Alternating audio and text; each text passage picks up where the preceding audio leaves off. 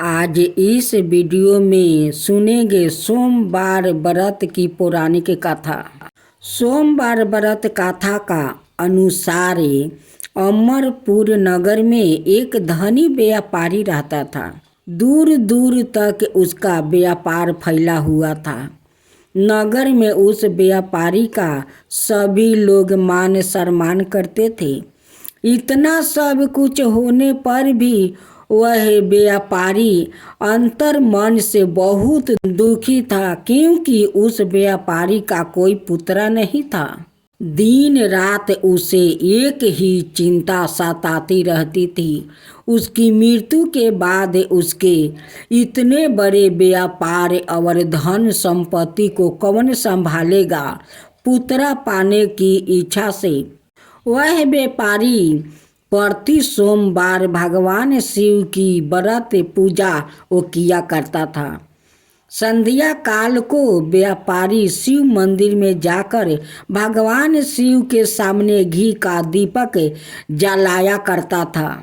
उस व्यापारी की भक्ति देखकर एक दिन माता पार्वती ने भगवान शिव से कहा, हे प्राणनाथ, यह व्यापारी आपका सच्चा भक्त है। कितना दिनों से यह सोमवार का व्रत और पूजा नियमित कर रहा है। भगवान, आप इस व्यापारी की मनोकामना अवश्य पूर्ण करें। भगवान शिव ने मुस्कुराते हुए कहा, हे पार्वती, इस संसार में सबको उसके कर्म के अनुसार फल की प्राप्ति होती है। प्राणी जैसा कर्म करते हैं उन्हें वैसा ही फल प्राप्ति होता है। इसके बावजूद पार्वती जी नहीं मानी। उन्होंने आग्रह करते हुए कही, नहीं प्राणनाथ, आपको इस व्यापारी की इच्छा पूरी करनी ही पड़ेगी। यह आपका अन्याय भक्त है। प्रति सोमवार का आपका विधिवत व्रत रखता है और पूजा अर्चना के बाद आपको भोग लगाकर एक समय वो भोजन करता है। आपको इससे पुत्र प्राप्ति का वरदान देना ही होगा। पार्वती का इतना आग्रह देखकर भगवान शिव ने कहा, तुम्हारे आग्रह पर मैं इस व्यापारी को पुत्र प्राप्ति का वरदान देता हूँ, लेकिन हाँ, इसका पुत्र 16 वर्ष से अधिक जीवित नहीं रहेगा। उसी रात भगवान शिव ने सपने में उस व्यापारी को दर्शन देकर उसे पुत्र प्राप्ति का वरदान दिया और उसके पुत्र का 16 वर्ष तक जीवित रहने की भी बात बता दिया। भगवान के वरदान से व्यापारी को खुशी तो हो गई, लेकिन पुत्र की अल्पायु की चिंता ने उसे खुशी को नष्ट कर दिया। व्यापारी पहले की तरह सोमवार का विधिवत व्रत करता रहा। कुछ महीने पश्चात उसके घर अति सुंदर पुत्र उत्पन्न हुआ। पुत्र जन्म में व्यापारी के घर में खुशियाँ भर गई। बहुत धूमधाम से पुत्र जन्म का समारोह मनाया गया। व्यापारी को पुत्र जन्म की अधिक खुशी नहीं हुआ, क्योंकि उसे पुत्र की अल्पायु के रहस्य का पता था। यह रहस्य घर में किसी को नहीं मालूम था। वृद्धन ब्राह्मणों ने उस पुत्र का नाम अमर रखा। जब अमर 12 वर्ष का हुआ तो शिक्षा के लिए उसे बनारसी भेजने का वो निश्चय हुआ। व्यापारी ने अमर के मामा दीपचंद को बुलाया और कहा कि अमर को शिक्षा प्राप्ति करने के लिए बनारसी छोड़ाओ। अमर अपने मामा के साथ शिक्षा प्राप्ति करने के लिए चल दिया। रास्ते में जहाँ भी अमर और दीपचंद रात्रि विश्राम के लिए ठहरते, वही जग करते और ब्राह्मणों को भोजन कराते थे। लंबी यात्रा के बाद अमर और दीपचंद एक नगर में पहुंचा। उस नगर के राजा की कन्या का विवाह की खुशियाँ में पूरे नगर को सजाया गया था। निश्चित समय पर बारात आ गई, लेकिन वर का पिता अपने बेटे के एक आँख से काने होने के कारण वो बहुत चिंतित था। उसे इस बात का भय सता रहा था कि राजा को इस बात का पता चलने पर कहीं वह विवाह से इनकार ना कर दे, इससे उसकी बदनामी होगी। वर के पिता ने अमर को देखा तो उसके मस्तक में एक विचार आया। उसने सोचा क्यों ना इस लड़के को दुल्हा बनाकर राजकुमारी से विवाह करा दूं। विवाह के बाद इसके धन देकर विदा कर दूंगा और राजकुमारी को अपने नगर में ले जाऊंगा। वर के पिता ने इसी संबंध में अमर और दीपचंद से बात कही। दीपचंद ने धन मिलने के लालच में वर के पिता की बात स्वीकार कर लिया। अमर को दूल्हे के वस्तु पहनाकर राजकुमारी चंद्रिका से विवाह करवा दिया गया। राजा ने बहुत सा धन देकर राजकुमारी को विदा किया। अमर जब लौट रहा था तो सच नहीं छिपा सका और उसने राजकुमारी के ओढ़नी पर लिख दिया, राजकुमारी चंद्रिका, तुम्हारी विवाह तो मेरे साथ हुआ था। मैं तो बनारसी में शिक्षा प्राप्ति करने जा रहा हूँ। अब तुम्हें जिस लड़का की पत्नी बनना पड़ेगी वह कान्हा है। जब राजकुमारी ने अपनी ओढ़नी पर लिखा हुआ पढ़ा तो उसने काने लड़के के साथ जाने से इनकार कर दिया। राजा ने सब बातें जानकर राजकुमारी को महल में रख लिया। उधर अमर अपने मामा दीपचंद के साथ बनारसी पहुंच गया। अमर ने गुरुकुल में पढ़ना शुरू कर दिया। जब अमर की आयु 16 बरस पूरी हुई तो उसने एक यज्ञ किया। यज्ञ की समाप्ति पर ब्राह्मणों को भोजन करवाया और खूब अन्न वस्तु दान किया। रात को अमर अपने शयन कक्ष में सो गया। शिव के वरदान के अनुसार शयन अवस्था में ही अमर का प्राण निकल गया। सूर्योदय पर मामा अमर को मृत्यु देखकर रोने पीटने लगा। आसपास के लोग भी इकट्ठा होकर दुख प्रकट करने लगा। मामा के रोने विलाप करने के सवार समीप से गुजरते हुए भगवान शिव और माता पार्वती ने भी सुनी। पार्वती जी ने भगवान से कही, प्राणनाथ, मुझसे इसके रोने के सवार सहन नहीं हो रहा है। आप इस व्याकुल के कष्ट अबर से दूर करें। भगवान शिव ने पार्वती जी के साथ अदृश्य रूप में समीप जाकर अमर को देखा तो पार्वती जी से बोले, पार्वती, यह तो उसी व्यापारी का पुत्रा है।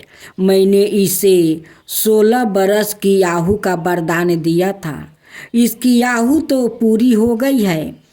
पार्वती जी ने फिर भगवान शिव से निवेदन किया, हे प्राणनाथ, आप इस लड़के को जीवित करें, नहीं तो इसके माता पिता पुत्रा की मृत्यु के कारण रो रो कर अपने प्राण का वो त्याग कर देंगे।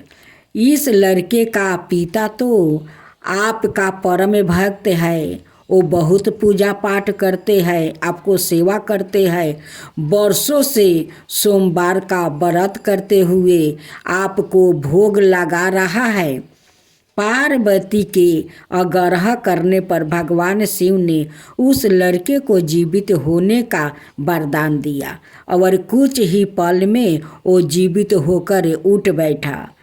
शिक्षा प्राप्ति करके अमर मामा के साथ अपने नगर की ओर चल दिया।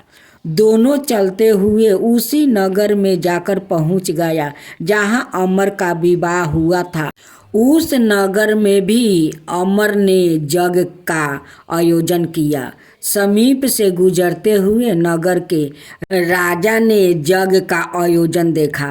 राजा ने अमर को तुरंत पहचान लिया। यज्ञ समाप्त होने पर राजा अमर और उसके मामा को महल में ले गया और कुछ दिन उन्हें महल में राख कर बहुत सा धन वस्तु देकर राजकुमारी के साथ विदा किया। रास्ते में सुरक्षा के लिए राजा ने बहुत से सैनिकों को भी साथ में भेज दिया। दीपचंद ने नगर में पहुंचते ही एक दूत को घर भेजकर अपने आगमन की सूचना भेजी। अपने बेटे अमर के जीवित वापस लौटने की सूचना से व्यापारी बहुत प्रसन्न हुआ।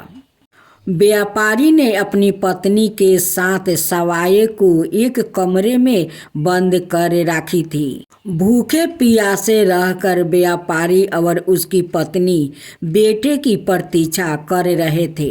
उन्होंने प्रतिज्ञा कर रखी थी कि यदि उन्हें अपने बेटे की मृत्यु का समाचार मिला तो दोनों अपने प्राण को त्याग देंगे। व्यापारी अपनी पत्नी और पुत्रा के साथ नगर के द्वार पर पहुंचा। अपने बेटे बहू का समाचार सुनकर पुत्र वधू राजकुमारी चंद्रिका को देखकर उसकी खुशी का ठिकाना ना रहा। उसी रात भगवान शिव ने व्यापारी के सपने में आकर कहा, हे व्यापारी, मैंने तेरे सोमवार के व्रत करने और व्रत कथा सुनने से प्रसन्न होकर तेरा पुत्रा को लंबी आयु वरदान की है। व्यापारी बहुत प्रसन्न हुआ। सोमवार का व्रत करने से व्यापारी के घर में खुशियाँ लौट आई। शास्त्रों में लिखा है कि जो स्त्री पुरुष सोमवार का विधिवत व्रत करते हैं और व्रत कथा सुनते हैं उनकी सभी इच्छाएं पूरी हो जाती है। तब बोलो शंकर भगवान की जय, माता पार्वती की जय। बाबा की आरती। सभी श्रद्धालु भक्त जनों को भोले भूतनाथ जी की आरती में स्वागत है। कानों में कुंडल सोहे, गले में मुंडमाला, तन पर भस्म रमावे, संग गिरजा माता। सांपों के गहने पहने, तुम शक्ति दाता। जय भूतनाथ बाबा भोले, जय भूतनाथ।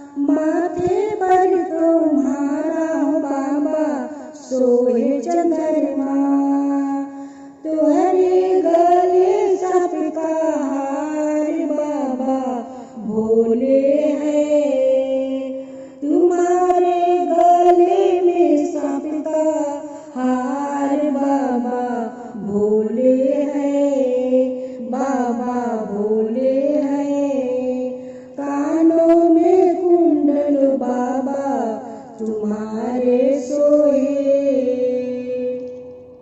तुम्हारी जाटा में गंगा की धारा बाबा भोले है बाबा भोले है नंदी की सवारियों बाबा तुम्हारे सोहे तुम्हारे संग में गौरी गणेश बाबा भोले है बाबा भोले है अत धतूरा खाओ बाबा तुम्हारे भोग लागे है भक्त मंडल बाबा ओ आंसू अरदासी करो महान दर्शन दिखाओ आज बाबा दर्शन दिखाओ आज बाबा दर्शन दिखाओ आज बाबा भोले है ओ बाबा भोले है तो भंगिया पियो भरपूर बाबा भोले है बाबा भोले है तो भंगिया पियो भरपूर बाबा भोले है बाबा भोले है जय भूतनाथ बाबा भोले जय भूतनाथ बाबा तुमको निशिदिन धावते तुमको निशिदिन धावते सूर्य नर मुनि बाबा सूर्य नर मुनि बाबा जय भूतनाथ बाबा भोले जय भूतनाथ बाबा कर त्रिशूली विराजत अवरु डमरू बाजे जाटा में गंगा की धारा माथे चंदा साजे जय भूतनाथ बाबा भोले जय भूतनाथ बाबा नंदी की सवारी सोए नंदी की सवारी सोए तन पर मृगा छाला तन पर मृगा छाला जय भूतनाथ बाबा भोले जय भूतनाथ बाबा भगवान शिव जी की आरती। ओम जय शिवा ओमकार स्वामी जय शिवा ओमकार ब्रह्मा विष्णु सदा शिव अर्धंगिनी धारा ओम जय शिवा ओमकार एकानन चतुरानन पंच ननिराजे हंसासन गरुडासने विषवाहन साजे ओम जय शिवा ओमकारा दो भुज चार चतुर भुज दस भुज अति सोहे त्रिगुण रूप निरखिता त्रिभुवन जनि मोहे ओम जय शिवा ओमकारा अक्षर माला बनिमाला मुंडी माला धारी तिरी पुरारी कंसरी करिमाला धारी ओम जय शिवा ओमकारा सितंबर पीतंबर बगंबर अंगे सनिकादिक गरुणादिक भूतादिक संगे ओम जय शिवा ओमकारा करिके मध्यम कमंडले चक्र त्रिशूलधारी सुखिकारी सुखिहारी जगे पालनकारी। ओम जय शिवा ओमकारा ब्रह्मा विष्णु सदा शिव जानते अविवेका। प्राण बचर के मध्यम तीनों यही एका। ओम जय शिवा ओमकारा लक्ष्मीयो सवित्री पार्वती संघा। पार्वती अर्धांगिनी शिव लाडली गंगा। पार्वती अर्धांगिनी शिव लाडली गंगा। ओम जय शिवा ओमकारा पार्वती सोहे पार्वती शंकर कैलासा। भांग धतूरा का भोजने भस्मी में बासा। ओम जय शिवा ओमकारा जाटा में गंगा बहते है। गले मुंडे माला शेष नागी लिपिटावते ओढ़ते मृगछाला। ओम जय शिवा ओमकारा काशी में विराज विश्वनाथे नंदी ब्रह्मचारी। नित उठे दर्शन पावते महिमायति भारी। ओम जय शिवा ओमकारा त्रिगुण स्वामी जी की आरती जो कोई नर गावे। कहत शिवानंद स्वामी मन बाछित फल पावे।